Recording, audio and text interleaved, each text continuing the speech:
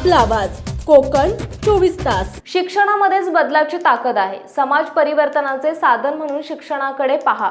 विद्यार्थ्यांनी पालकांच्या त्याग आणि समर्पणाविषयी कृतज्ञता ठेवली पाहिजे। महाविद्यालय हे चारित्र्य घडवण्याचे केंद्र आहे। युवक ही देशाची संपत्ती असून नव्या तंत्रज्ञानाला धाडसाने सामोरे जाऊन कर्तृत्व सिद्ध करा आणि देशाची अर्थव्यवस्था सक्षम करा।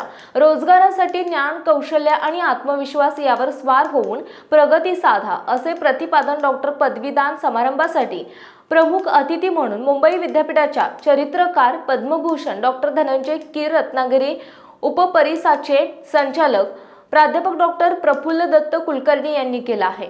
जे आपल्याकडे शैक्षणिक वर्ष होतं ते एनईपीचं दुसरं वर्ष होतं, त्यामुळे ही बॅच काही एनईपीची बॅच म्हणून बाहेर पडलेली नाही, परंतु ऑटोनॉमी मधली तुमची दुसरं वर्ष होतं आणि ऑटोनॉमस कॉलेजमधून तुम्ही डिग्री घेऊन पदवी घेऊन बाहेर पडलेला आहात। आपल्याबरोबर अंडर ग्रॅज्युएट म्हणजे ज्याला आपण बॅचलर्स म्हणतो, BA, BCom, BSc, accounting and finance, BMS असेल, कॉम्प्युटर सायन्स, IT, बायोटेक्नॉलॉजी अशामधून एकूण 916 विद्यार्थी या परीक्षेला अपीअर झाले होते आणि त्यातले 818 जणांना ही पदवी प्राप्त झालेली आहे, म्हणजे अंडर ग्रॅज्युएटच्या तुमच्याबरोबर। त्यामुळे आज आपण या एवढ्या 818 अंडर ग्रॅज्युएटच्या पदवींचं वितरण करणार आहोत। मास्टर्स डिग्री जी आहे, MA, MCom, MSc याच्या जे पदवी प्रमाणपत्र जे आहेत ती अजून आपल्याला प्राप्त व्हायची आहे, कारण मास्टर डिग्रीचं NEPचं वर्ष असल्यामुळे काही तांत्रिक गोष्टी युनिव्हर्सिटीकडून बाकी आहेत। त्या आल्यानंतर पुन्हा एकदा आपल्याला असाच कार्यक्रम करावा लागणार आहे MA, MCom, MScच्या विद्यार्थ्यांना पदव्युत्तर पदवीच्या वितरणासाठी। त्याचबरोबर आपल्या सर्वांना माहिती आहे की आपलं महाविद्यालय जे आहे ते ज्याप्रमाणे अंडर ग्रॅज्युएट, पोस्ट ग्रॅज्युएट त्याप्रमाणे PhDचं सुद्धा सेंटर आहे काही ठिकाणी, आणि अशा आपण 2 PhDची प्रमाणपत्र, पदवी प्रमाणपत्र जी आहेत ती या समारंभामध्ये देणार आहोत। गोगटे जोगळेकर महाविद्यालयाचा पदवीदान समारंभ डॉक्टर ज.श. केळकर सेमिनार हॉलमध्ये झाला, त्यावेळी ते बोलत होते। राष्ट्रीय शैक्षणिक धोरणाच्या प्रासंगिकता डॉक्टर कुलकर्णी यांनी विद्यार्थ्यांसमोर मांडली। कोकणातील विद्यार्थ्यांनी स्पर्धा परीक्षेत यश मिळवलं पाहिजे, त्याकरिता गोगटे महाविद्यालयाने पदवीच्या विद्यार्थ्यांना किमान 60 तासांचा कोर्स सुरू करावी अशी अपेक्षा व्यक्त केली। या प्रसंगी रत्नागिरी एज्युकेशन सोसायटीच्या कार्याध्यक्षा शिल्पा पटवर्धन अध्यक्षस्थानी आणि सहसचिव श्रीकांत दुधगीकर, प्राचार्य डॉक्टर मकरंद साखळकर, प्रशासकीय उपप्राचार्य डॉक्टर सुरेंद्र ठाकूर देसाई, महाविद्यालयाचे परीक्षा नियंत्रक डॉक्टर विवेक भिडे उपस्थित होते। विद्यापीठ गीत आणि महाविद्यालय गीताने कार्यक्रमाला सुरुवात झाली।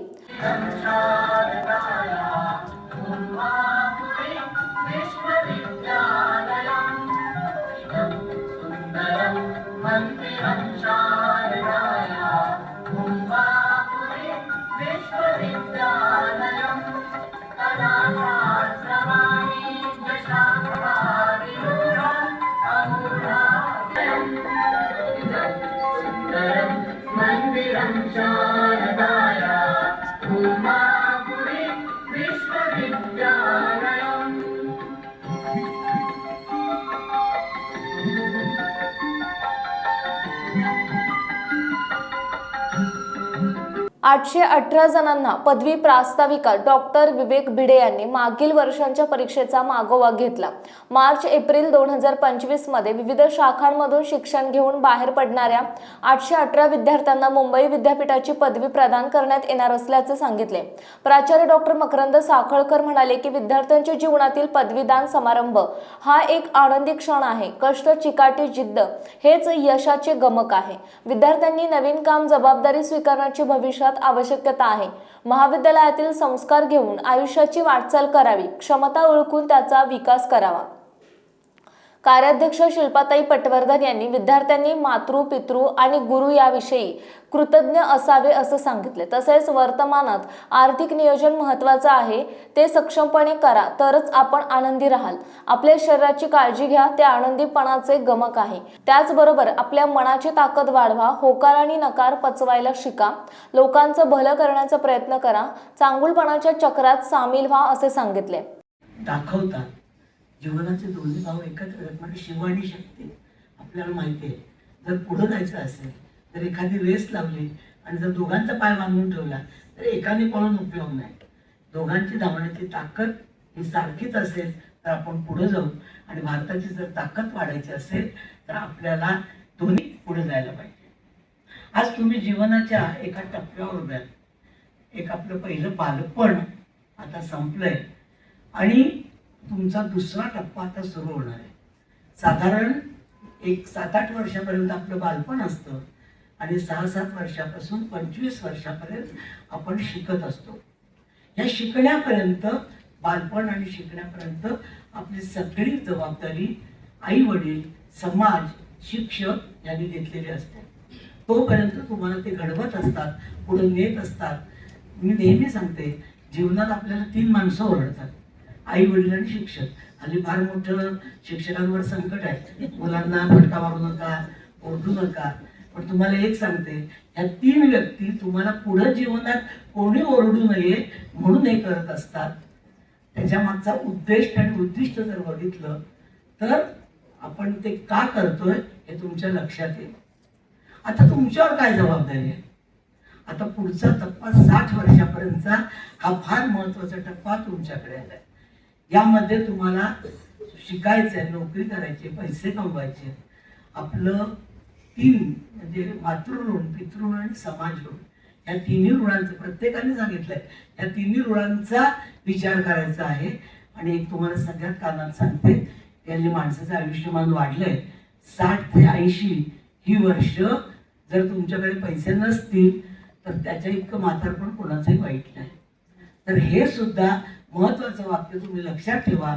त्याच्या बरोबरीनं आपले 10%, 15% हे आपले नाहीत, हे आपल्या म्हातारपणाचे आहेत. कारण सगळ्यात आर्थिक नियोजन, मी मागं भिडे सरांना म्हटले, ते म्हणतेच मला की मुलांचं आर्थिक नियोजन हा विषय मी घेऊन, तुम्हाला हे शाळेत असू दे नसू दे, पण तुम्हाला जर आर्थिक नियोजन कळलं नाही तर समाजात कुठल्याही परिस्थितीला तोंड देण्याची ताकद बाकी कशातही नाही. जर आता तुम्ही बघितलं, अमेरिकेत किंवा अनेक देशात नोकरी लागली की दुसऱ्या दिवशी हप्ते लावून सगळ्या वस्तू पहिल्या दिवशी घरात येतात. आपल्याला वाटतं छान, यांनी पहिल्या दिवशी गाडी घेतली, घोडा घेतला, सगळं चाललंय, फ्रीज, TV सगळं आलं. आणि आता नोकरी जायची वेळ आल्यानंतर काय करायचं, हा सगळ्यात मोठं यक्षाची प्रश्नचिन्ह. यक्ष आहे की नाही आता पुढे, पण ते आपल्यासमोर उभं राहतं. भारतीय संस्कृती, भारतीय ज्ञान असं कधीही शिकवत नाही. तुमची परिस्थिती निर्माण झाली, एक वस्तू खरेदी करा, त्याचा आनंद घ्या, उपभोग घ्या. तोपर्यंत तुम्ही घेऊ नका. हे आपलं संस्कृती, आपलं जे तत्वज्ञान आपल्याला शिकवतं, हे तुम्ही लक्षात ठेवणं सगळ्यात महत्त्वाचं आहे. सगळ्या मूलभुलया या आपल्याजवळ येतच असतात, पण जोपर्यंत आपण ते सक्षमतेने देऊ शकत नाही तोपर्यंत त्याच्याकडे बघू नका. तरच तुम्ही जीवनातला खरा आनंद, दुःखी आपण किती असलो, ते मोबाईल सगळं राहू दे, पण सगळ्यात आनंद हा मानसिक आनंद आहे. आणि तो मिळवण्यासाठी हे नियोजन करणं हे सगळ्यात गरजेची गोष्ट आहे. दुसरं नियोजन तुमच्या ताकदीचं, तुमच्या देहाची काळजी तुम्ही घेतली पाहिजे. आत्ताच मी जर फक्त जंक फूड खाल्लं, मी स्वतःच्या तब्येतीची काळजी घेतली नाही, तर 40 नंतर तुमचं काम करण्याची ताकद कमी होत जाईल आणि मग तुम्हाला फार अवघड जाईल. आत्ता त्याच्या बरोबरीनं तुम्हाला आपल्या शरीराची ताकद, आपली आर्थिक ताकद आणि तिसरी मनाची आणि बुद्धीची ताकद ही तर वाढवलेलीच आहे, पण तुमची मनाची ताकद सुद्धा तुम्हाला वाढवायला हवी. नकार प्रातिनिधिक स्वरूपात 28 पदवी प्राप्त विद्यार्थ्यांना विद्यापीठ पदवी प्रमाणपत्र, महाविद्यालय प्रमाणपत्र, सन्मान चिन्ह आणि रोख रक्कम देऊन गौरविण्यात आले. पुढची विद्यार्थिनी आहे श्रुती संजय दुर्गवळी. श्रुती संजय दुर्गवळी. मी पुन्हा एकदा कुलकर्णी सरांना विनंती करेन की त्यांनी यापुढील सत्कार करावे. कला शाखेची जिओग्राफी या विषयाची ही विद्यार्थिनी आहे श्रुती संजय दुर्गवळी. पुढील विद्यार्थिनी आहे सुहासिनी राजेंद्र.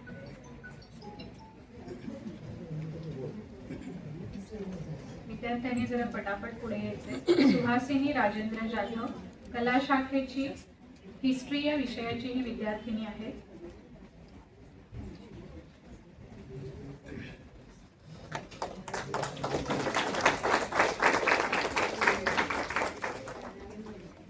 पुढील विद्यार्थिनी निकिता उदय पालकर. निकिता उदय पालकर. कला शाखेची पॉलिटिकल सायन्स या विषयाची विद्यार्थिनी आहे. टाळ्या कमी पडतात. शिवराताईंनी सांगितल्याप्रमाणे हाही एक प्रकारचा व्यायाम आहे, म्हणून तो करायला हरकत नाही. पुढील विद्यार्थिनी आहे रोशनी रमेश आगरे.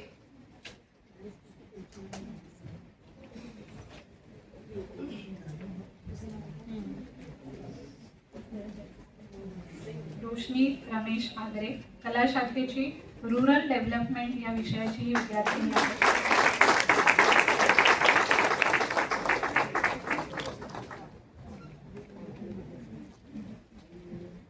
कला शाखेचे उपप्राचार्य डॉक्टर कल्पना आठल्ले, शास्त्र शाखेचे उपप्राचार्य डॉक्टर अपर्णा कुलकर्णी, वाणिज्य शाखेचे उपप्राचार्य डॉक्टर सीमा कदम, महाविद्यालयातील सर्व विभागाचे विभाग प्रमुख, प्राध्यापक, पदवीप्राप्त विद्यार्थी, पालक उपस्थित होते.